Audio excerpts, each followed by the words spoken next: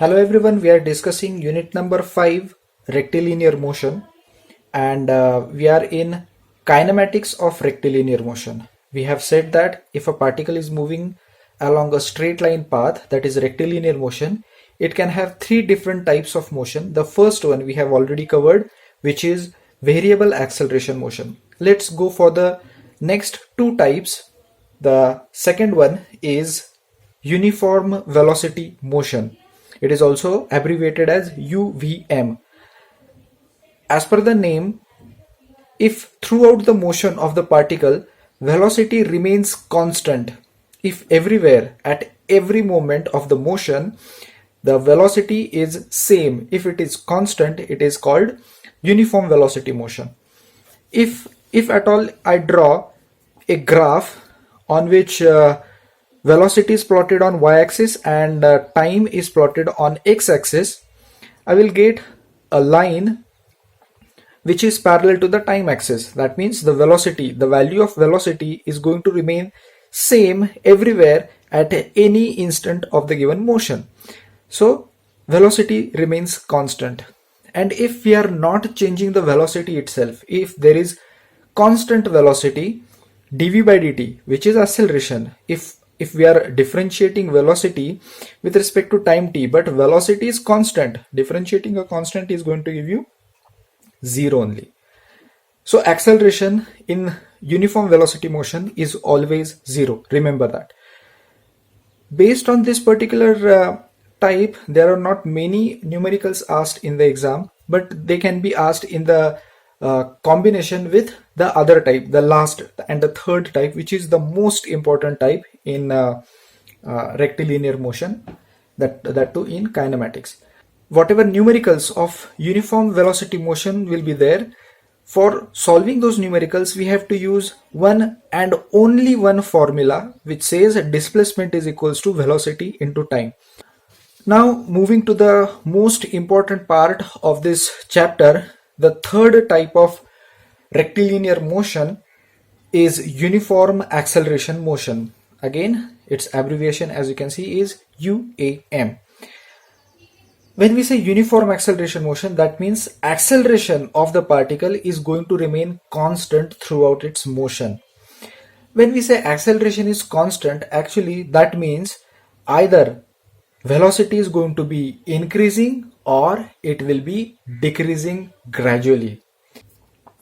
So now if the velocity is increasing, the graph of or the plot of velocity versus time appears something like this, where velocity is increasing continuously with time, and you know that if we calculate the slope, which is dv by dt, in that case that is going to give us acceleration, and we are going to get positive value of the acceleration in case where velocity is increasing.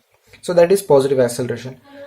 Whereas if the velocity goes on decreasing with time, in that case whatever slope of the given plot will be there, that again will be acceleration only, but it will be a negative value.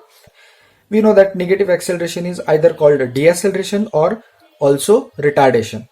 For solving questions based on uniform acceleration motion, these are the three equations of motion used, which are well known to all of us. V equals to u plus at, s equals to ut plus half at square, and the third equation is v square equals to u square plus 2as. So velocity v is actually the final velocity of the particle, u is the initial velocity of particle, a is the constant acceleration, and t represents time of travel, s is nothing but the distance traveled by the particle. So all the symbols have their usual meanings.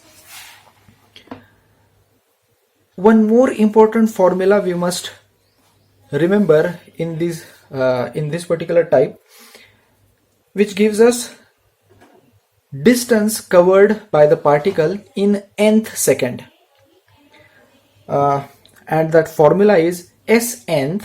S nth represents distance traveled by the particle in nth second, which is equals to u plus a upon 2 into the bracket 2n minus 1 bracket complete. From where we have got this equation?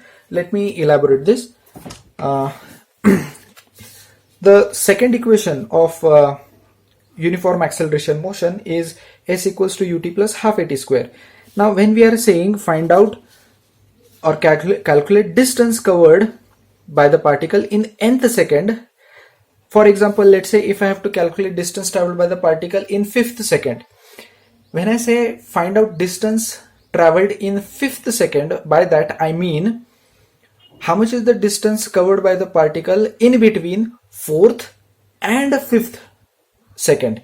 In between that time duration, whatever 1 second time is there, or whatever 1 second duration is there in between fourth and fifth, for that 1 second duration, how much displacement has occurred. So that we have to calculate. Getting? If you say find out distance traveled by the particle in 5 seconds, actually in that case you are going to find out distance traveled from t equals to 0 to t equals to 5 seconds.